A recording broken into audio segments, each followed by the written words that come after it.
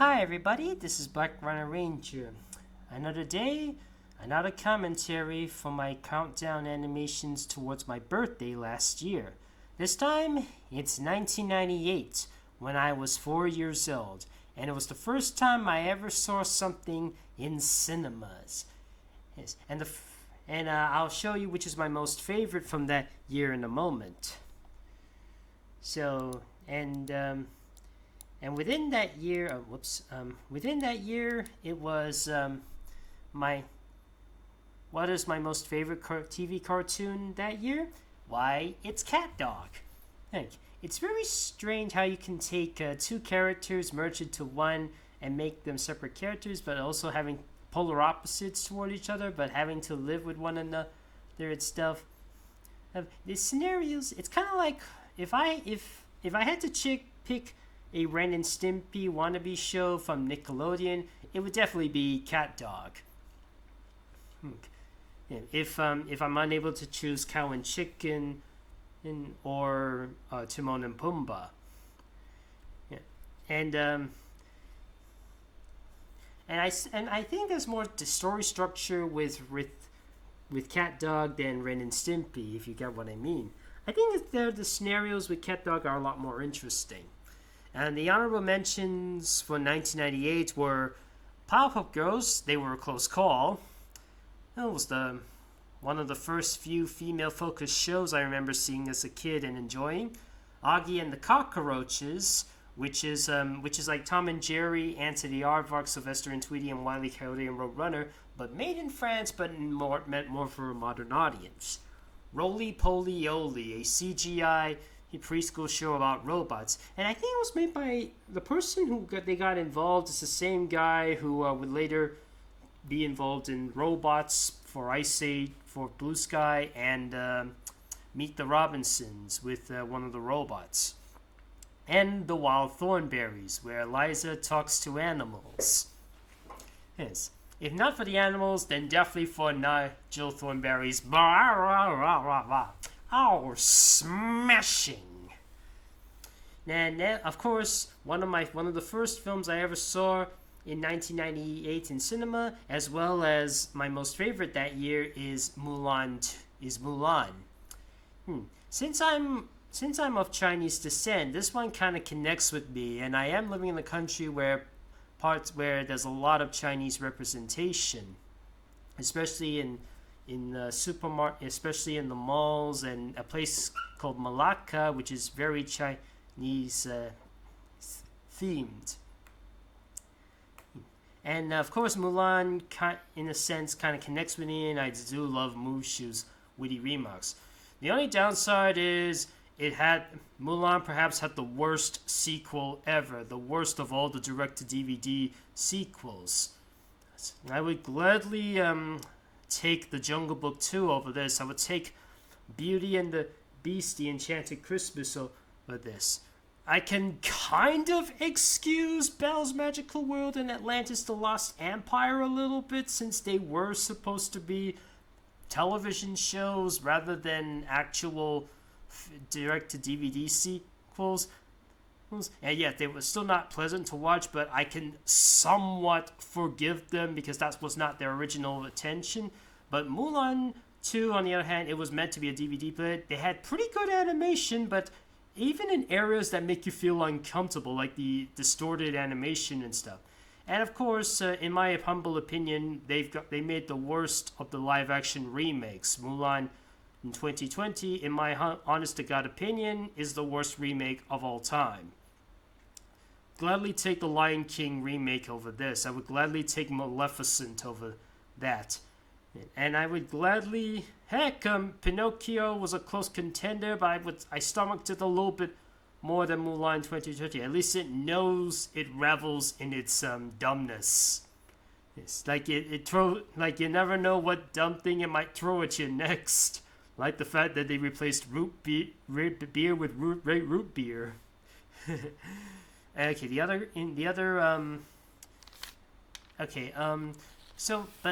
Beside the sequel and despite the live-action remake, I still love Mushu. And what was the other candidate?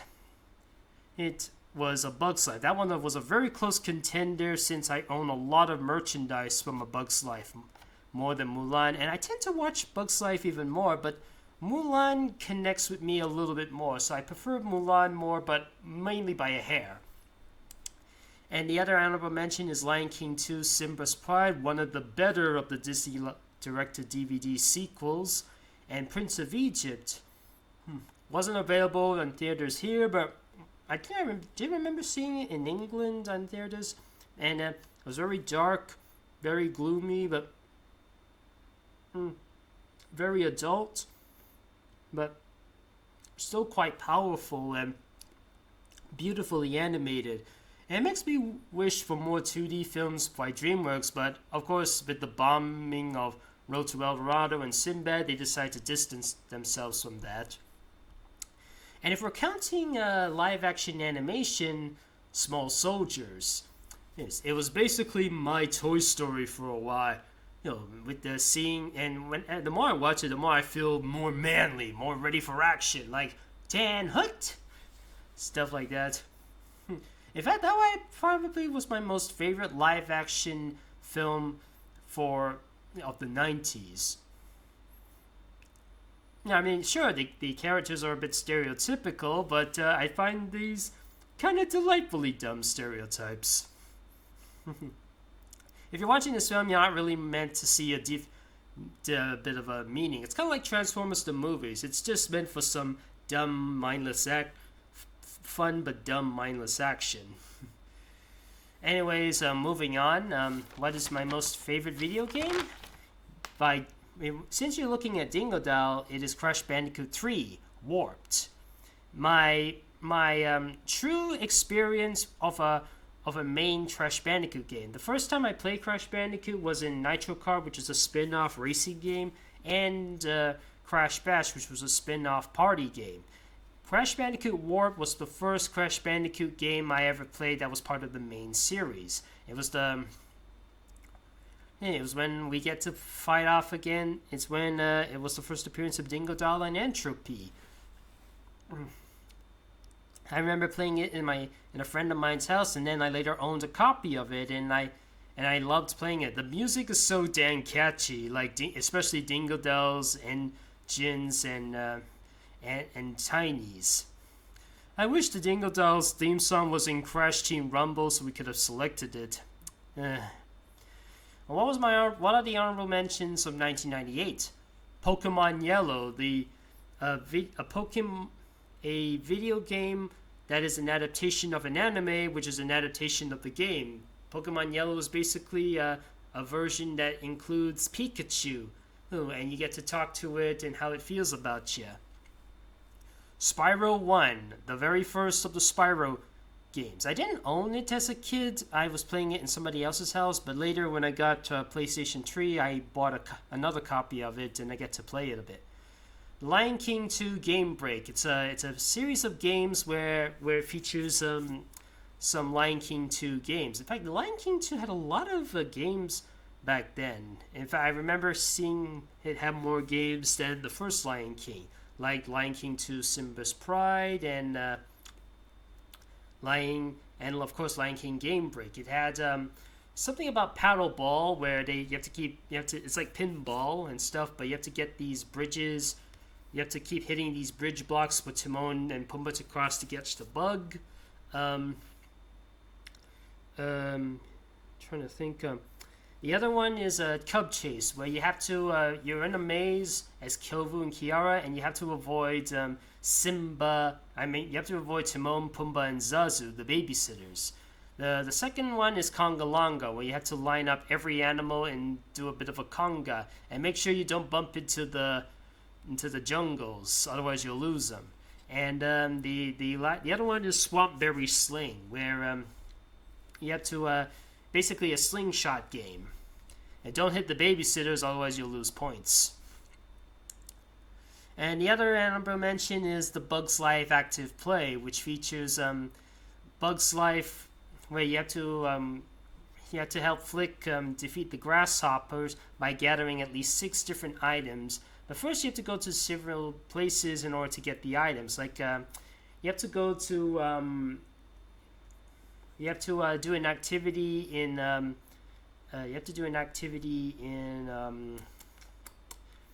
Ant Island in order to unlock a flower. You have to do an activity in the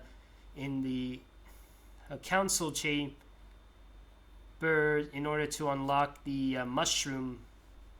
And if you have to go to a spiral staircase thingy in order to unlock a leaf. And if you have to go to the city in order to get your hands on a playing card.